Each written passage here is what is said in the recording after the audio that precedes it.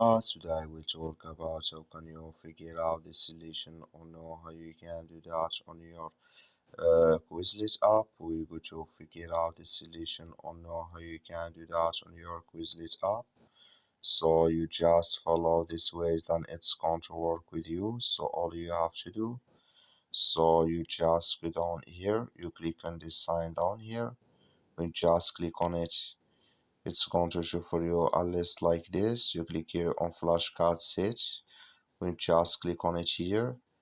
So then it's going to take you to this list, other subjects in chapter in the unit here. Can you scan the document here? So description in here, terms in the definition here, that you click here in this side and it's going to create with you.